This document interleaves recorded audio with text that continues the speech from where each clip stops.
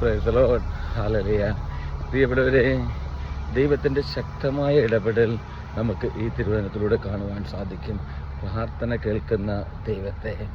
എസ്ര 8:23 തിരുവചനം പറയുന്നു, അതിനാൽ ഞങ്ങൾ ഉപവസിച്ച് ദൈവത്തോട് യാചിക്കുകയും അവിടുന്ന് ഞങ്ങളുടെ പ്രാർത്ഥന കേൾക്കുകയും ചെയ്തു എന്ന്.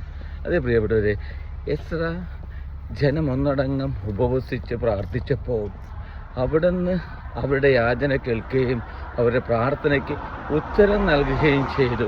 അവരുടെ പ്രാർത്ഥന കേൾക്കുകയും ആ പ്രാർത്ഥനയ്ക്ക് ദൈവം ഫലം നൽകുകയും ചെയ്തു എന്നാണ് ഈ തിരുവചനത്തിലൂടെ പറയുന്നത്.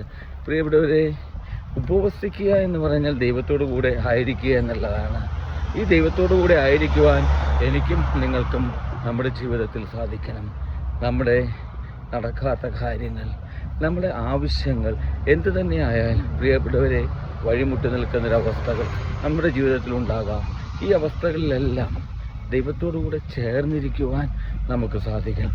അങ്ങനെ ദൈവത്തിൻ്റെ ഹിതമനുസരിച്ച് ഞാനും നിങ്ങളും പ്രവർത്തിക്കുമ്പോൾ, ദൈവത്തോടു കൂടെ ആയിരിക്കുമ്പോൾ ദൈവം നിൻ്റെ യാചന കേൾക്കുകയും നിൻ്റെ പ്രാർത്ഥനയ്ക്ക് ഉത്തരം നൽകുകയും ചെയ്യും. പ്രിയപ്പെട്ടവരെ, അതാണ് ഈ തിരുവചനത്തിലൂടെ ഈശോ ഇന്ന് നമുക്ക് വ്യക്തമായി വെളിപ്പെടുത്തി തരുന്നത്.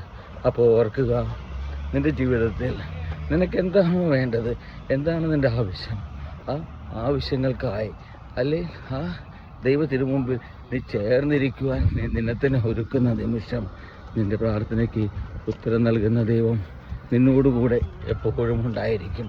ഹല്ലേലൂയ. ആമേൻ.